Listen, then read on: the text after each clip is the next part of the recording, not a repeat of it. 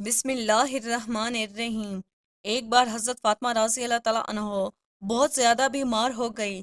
حضرت علی رضی اللہ تعالیٰ عنہ فرمانے لگے، اے فاطمہ، آج تک آپ نے مجھ سے کبھی بھی کوئی بھی فرمائش نہیں کی، آج آپ مجھے بتائیں کہ آپ کا دل کیا کھانے کو کر رہا ہے۔ یہ سن کر حضرت بی بی فاطمہ رضی اللہ تعالیٰ عنہ فرمانے لگی، یا علی شیر خدا، آج میرا انار کھانے کو دل کر رہا ہے۔ اس وقت انار کا کوئی بھی موسم نہیں تھا، لیکن پھر بھی حضرت علی نے فرمایا، اے فاطمہ، آج میں تیرے لیے انار لے کر آؤں گا۔ یہ کہہ کے گھر سے باہر نکل پڑے، ایک یہودی کے دروازے پر پہنچ گئے۔ دروازہ کھٹکھٹایا، اندر سے یہودی باہر آیا، اسے کہنے لگے، اے شخص، مجھے ایک انار چاہیے۔ وہ یہودی شخص تجارت کرتا تھا۔ یہودی نے کہا کہ اس وقت میرے گھر پہ انار کا ایک دانہ تک نہیں ہے، اس موسم میں بھلا انار کہاں سے آیا؟ مگر حضرت علی پھر سے کہنے لگے کہ آپ کے گھر پہ انار موجود ہے۔ یہودی کہنے لگا، میں ایک سچا یہودی ہو کے کہتا ہوں، میرے گھر پہ ایک بھی انار موجود نہیں ہے۔ حضرت علی یہ بات سن کر مسکرانے لگے اور یہودی سے کہنے لگے، ایک پیغمبر کا داماد ہونے کی حیثیت سے کہہ رہا ہوں کہ آپ کے گھر میں ایک انار موجود ہے۔ یہودی اپنی اس بات پہ اڑا ہوا تھا کہ ہمارے گھر پہ انار نہیں ہے۔ اتنے میں یہودی کی بیوی اندر کھڑی یہ ساری گفتگو سن رہی تھی۔ وہ اپنے شوہر کو کہنے لگی، میں کلمہ پڑھ رہی ہوں، آپ بھی کلمہ پڑھ لے، کیونکہ ہمارے گھر میں ایک انار موجود ہے۔ یہ بات سن کر یہودی بہت حیران ہو گیا اور سوچنے لگا کہ گھر میرا ہے اور علم علی کو ہے۔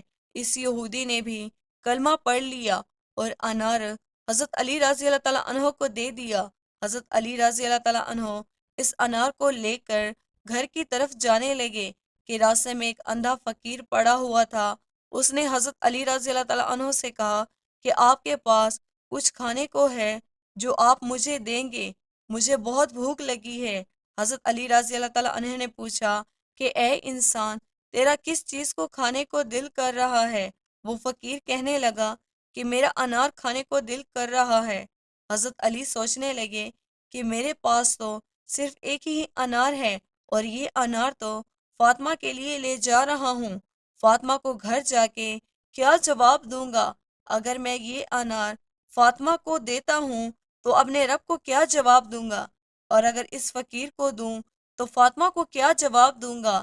لیکن پھر بھی حضرت علی نے وہ انار فقیر کو دے دیا اور خود خالی ہاتھ گھر لوٹ آئے۔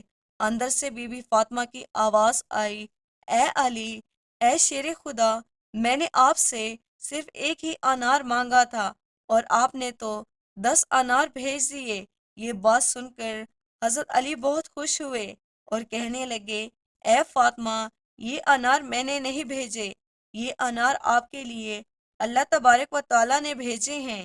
اس کے بعد حضرت علی رضی اللہ تعالیٰ عنہ نے پورا واقعہ حضرت بی بی فاطمہ الزہرا رضی اللہ تعالیٰ عنہ کے گوش و گزار پیش کیا۔ ایک مرتبہ بی بی فاطمہ رضی اللہ تعالیٰ عنہ عورتوں کو دین کی باتیں سکھا رہی تھی۔ اتنے میں ہی ایک عورت ادب کے ساتھ بولی، اے بنت رسول صلی اللہ علیہ وآلہ وسلم، وہ کون سی عورتیں ہیں جنہیں اللہ پاک پسند نہیں فرماتا؟ وہ کون سی عورتیں ہیں جن کا گھر آباد نہیں ہوتا؟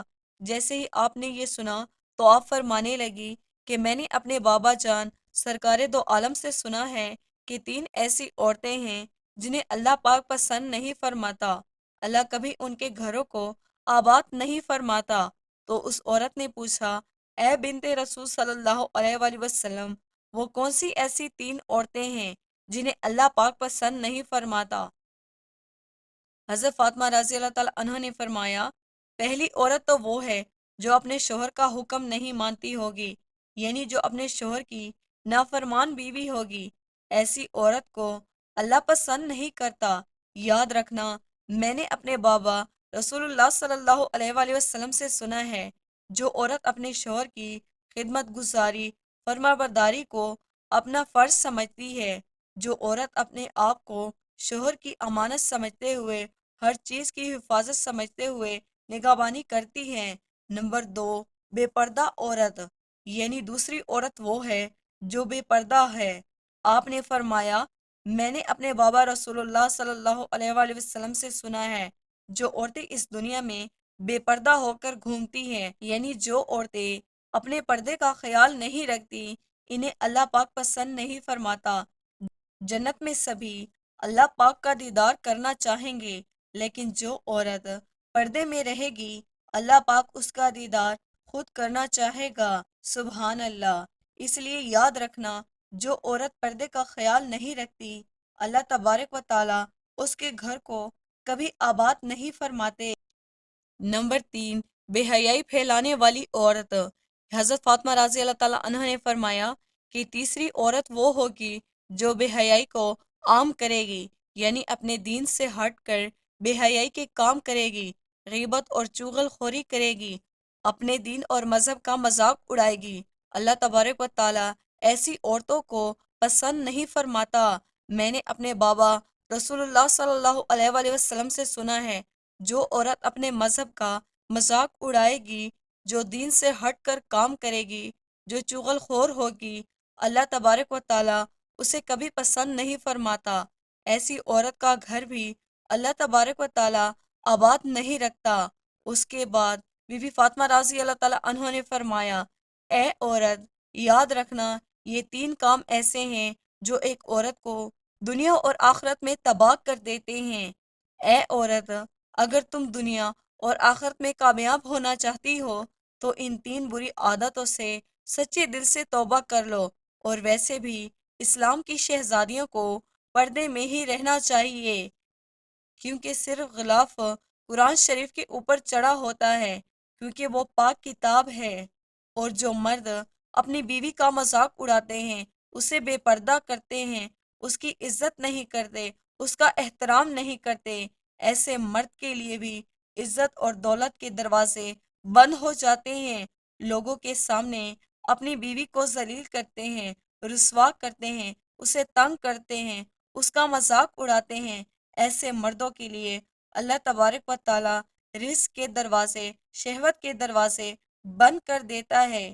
کچھ عورتیں ایسی ہوتی ہیں جو اپنے خاوند کو گالیاں دیتی ہیں، کچھ مرد ایسے ہوتے ہیں جو اپنی بیوی کو گالیاں دیتے ہیں، کچھ میاں بیوی تو ایسے ہوتے ہیں جو مذاق مذاق میں بھی گالیاں دیتے ہیں۔ ایسے لوگ اس بات کا دھیان کریں کہ وہ یہ گناہ کرتے ہیں، الٹا وہ اپنے بچوں پر اس کا برا اثر ڈالتے ہیں، کیونکہ بچوں نے جو کچھ اپنے ماں باپ سے سیکھنا ہے وہی بچوں نے کرنا ہے۔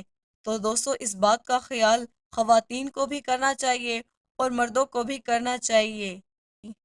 دوستو، ہم امید کرتے ہیں ہماری آج کی ویڈیو آپ کو پسند آئی ہوگی۔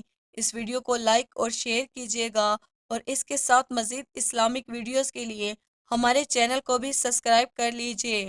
جلد ہی حاضر ہوں گے ایک نئی ویڈیو کے ساتھ۔ تب تک کے لیے اپنا بہت سارا خیال رکھیے گا۔ اللہ حافظ۔